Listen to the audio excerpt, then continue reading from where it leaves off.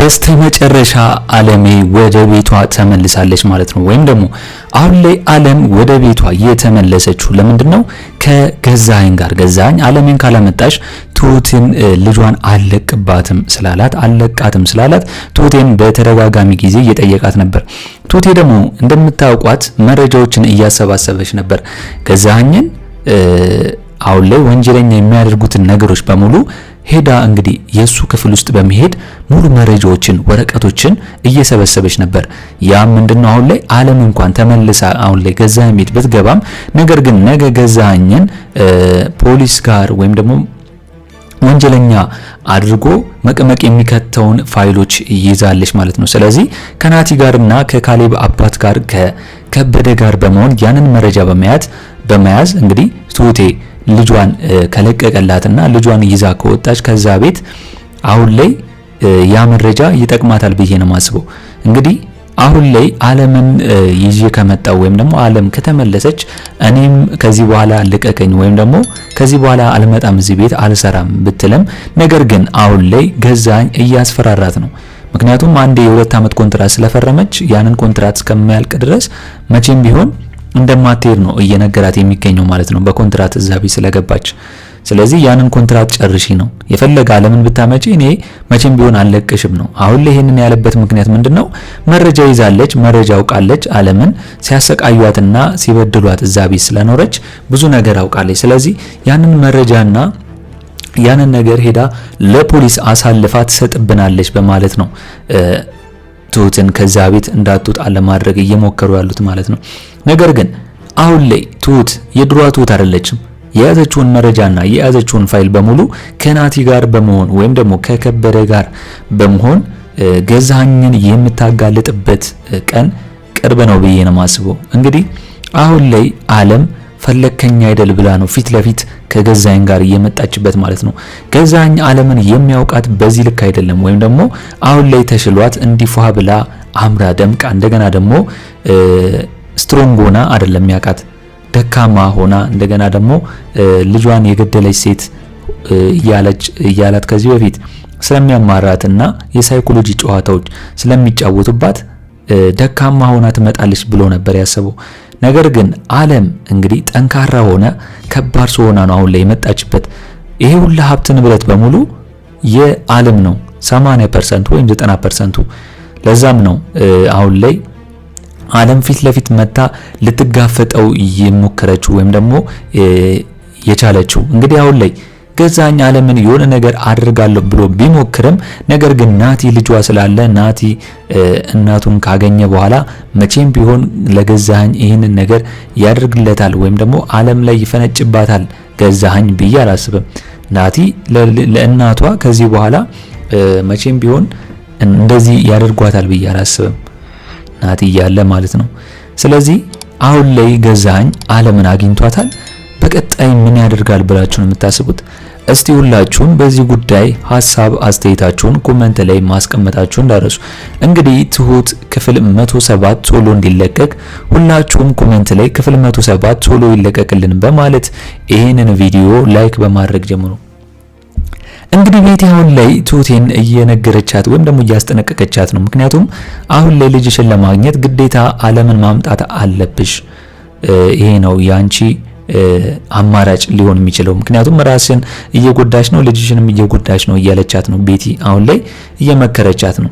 ቤቲ ደግሞ አሁን ላይ የራሷ የሆነ ችግርና ጭንቀት አለባት። ምክንያቱም ከእናቷ ጋር የተጣሉበት ጉዳይ አለ። እስካሁንም ቢሆን እናቷ ይቅርታ አላደረገችላትም። ይቅርታ ያላደረገችላት ደግሞ ምንድነው አሁን ላይ ወይ ከገዛኸኝ ጋር መጋባቷ ይሆናል ብዬ ነው የማስበው። የራሷን የሆነ ላይፍ እየኖረች ስላልሆነ ማለት ነው ከኩያዋ ጋር ተጋብታ የራሷን ትክክለኛ ህይወት እየኖረች ስላልሆነ አሁን ላይ የቤቲ እናት በጣም ተቀይማታለች። እስካሁንም ድረስ አልታረቀቻትም። ቤቲ ግን ለቤተሰቦቿ ነው እስከዛሬም ድረስ ሆድ መሙላት ወይም ደግሞ ለነሱ ምግብ፣ መጠጥ፣ የቤት ኪራይ የመሳሰሉትን ይህንን ስራ የገባችበት ወይም ደግሞ ከዚህ ቀደም ከገዛኸኝ ጋር ሳይገናኙ በፊት ያንን የሴተኛ አዳሪ ስራ እየሰራችበት የነበረው ማለት ነው ለቤተሰቦቿ ስትል ነው። አሁን ላይ ግን ገዛኸኝ ያንን ስራ እያስታወሰ ቤት ሊያሸማቅቃትና እንደገና ደግሞ እሷን ሊተርባት እየፈለገ ነው። ምክንያቱም ገዛኸኝ በዛ ሰዓት ቤቲን በዛ ስራ ውስጥ እየተዳደረች እያለ ነው ከዛ ስራ ውስጥ አውጥቶ አግብቷት ሊኖራት ይሄንን የቻለው ማለት ነው። ለዛም ነው ቤቲ አሁን ላይ ከዚህ የመሰለ ህይወት ውስጥ መውጣትና እንደገና ደግሞ ከዚህ የመሰለ የተንደላቀቀ ህይወት መኖር ውስጥ ቱቴ እንደምትላት ውጪ ብትላትም ማትወጣው ለዛ ነው። በጣም የሚጠብቋት ከሷ እጅ የሚጠብቁ ብዙ ቤተሰቦች ስላሉ አሁን ላይ ምንም ማድረግ ስለማትችል ነው። ስለዚህ አሁን ላይ ቤቲ ይሄንን ነገር ስለምታውቅ ለቱቴ እንግዲህ ዓለምን ለአንድ ጊዜ እንኳን አንዴ ታናግረኝ ብላታለች። እንግዲህ አሁን ላይ ቤቲ ዓለምን ማናገር ትፈልጋለች። ምንድነው ዓለምን ማናገር የፈለገችው? ወይስ የገዛኸኝን ሀብት ንብረት አሁን ላይ እሷ ጋር ስለሆነ ያንን ሀብት ንብረት ለዓለም የምታስተላልፍላት ከሆነ ቤቲ ከዛ በኋላ ዓለም ቢሆን መቼም ማጥላትም በናቲም ዘንድ መቼም አትጠላም። አሁን ላይ ቤቲ ያሰበችው ነገር ምንድነው ነው? በቃ ገንዘቡ 85% ወይም 80% ገዛኸኝ ፈርቶ ወደ ቤቲ ያስተላልፏል። ቤቲ ደግሞ አሁን ላይ ዓለምን ላግኛት ፈልጋለሁ ያለችበት ምክንያት ያንን ገንዘብ የዓለም እስከሆነ ድረስ ለዓለም ወዲያው ልትመልስላት ነው ወይስ ምን ልታደርግ ነው ያሰበችው?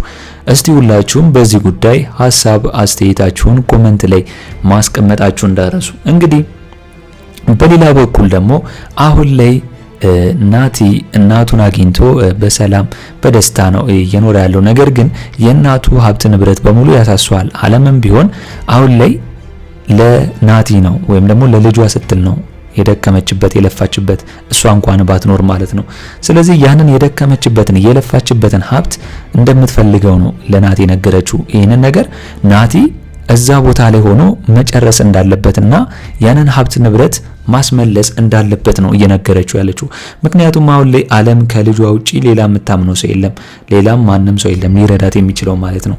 ስለዚህ ናቲ ደግሞ አሁን ላይ የእናቱን አደራ ተቀብሎ ያንን ሀብት ንብረት መቀበል አለበት መውረስ አለበት ብዬ ነው ማስበው።